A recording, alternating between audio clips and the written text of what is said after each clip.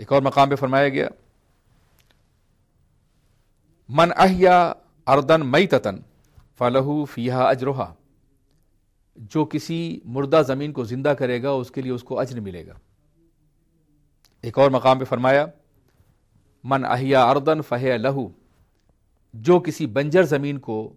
قابل کاشت بنائے گا، زندہ کرے گا، وہ زمین اس کی ملکیت سمجھی جائے گی۔ اس بات کو سامنے رکھ کر کے بعض شارحین نے یہ بات کہی تھی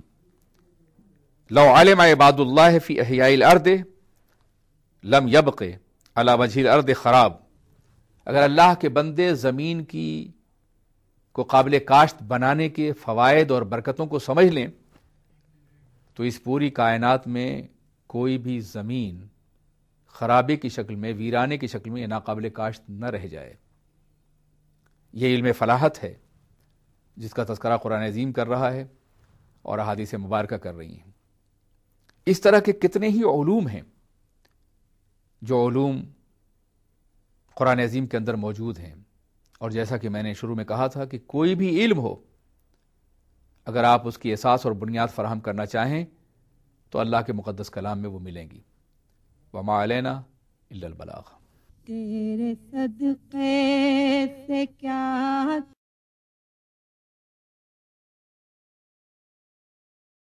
الحمد للہ وکفا وسلام علی عبادہ الذین اصطفیٰ، اما بعد فاعوذ باللہ من الشیطان الرجیم، بسم اللہ الرحمن الرحیم۔ ناظرین کرام، السلام علیکم ورحمۃ اللہ وبرکاتہ۔ گزشتہ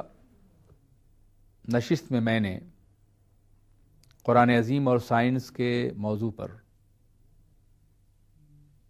کچھ باتیں پیش کی تھیں، چند معروضات آج بھی پیش کرنے کا شرف حاصل کر رہا ہوں۔ گزشتہ نشست کا خاتمہ اس پر ہوا تھا کہ علم فلاحت یا کاشتکاری یا زرعی پیداوار کے حوالے سے سائنس نے آج جتنی ترقی کر لی ہے، قرآن عظیم نے اور احادیث رسول صلی اللہ علیہ وسلم میں اس کی بہت سی وضاحتیں موجود ہیں۔ زور دیا گیا ہے کہ زمین کا کوئی حصہ بنجر اور ناقابل کاشت نہ رہنے پائے، اس لیے کہ صدیوں سے انسانوں کی زندگی کے لیے بنیادی ضرورتیں پوری کرنے والی یہی زمینیں ہیں۔ انسان کی غذا انسان کا سب سے بڑا مسئلہ ہے۔ بقائے حیات کے لیے غذا ضروری ہے، اور غذا انہی زمینوں سے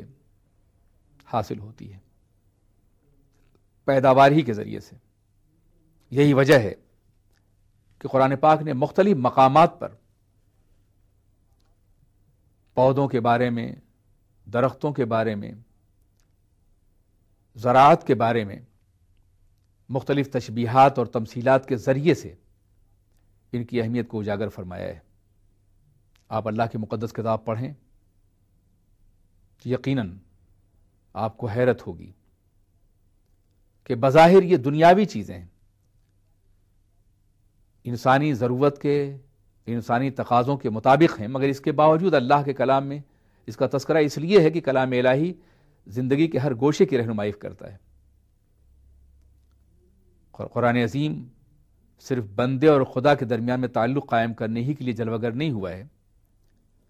بلکہ بندوں کی حیات، بقا اور بندوں کے آپس کے تعلقات کی وضاحت کے لیے بھی قرآن پاک میں سب کچھ موجود ہے۔ اور جیسا کہ یہ کہا گیا ہے کہ کوئی بھی شے ایسی نہیں ہے جو اللہ کے مقدس کلام کے اندر موجود نہ ہو۔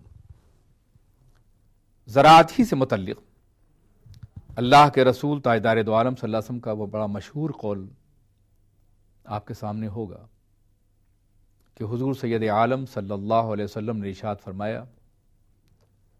کہ اگر تم میں کا کوئی آدمی یہ سمجھتا ہے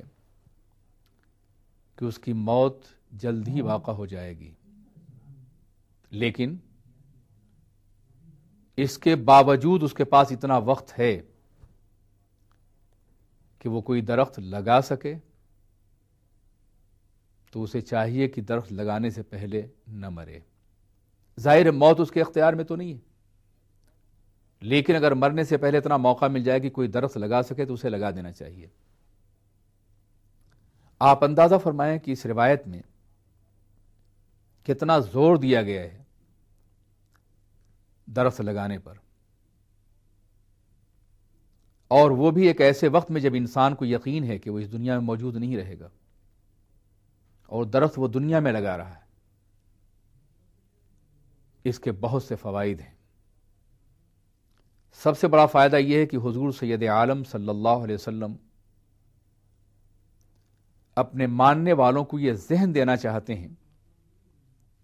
کہ جو بھی کام کرو صرف اپنے لیے مت کرو، بلکہ آئندہ نسلوں کے لیے بھی اگر کر سکو تو ضرور کرو۔ یہ بڑی خود غرضی کی بات ہے کہ انسان کسی بھی کام میں صرف اپنے مفاد کو ملحوظ رکھے۔ سیلفشنس ہے، یہ خود غرضی ہے، بلکہ ہونا یہ چاہیے کہ کام جو بھی کیا جائے اس میں اللہ کے دوسرے بندوں کے مفاد کو بھی ملحوظ رکھا جائے۔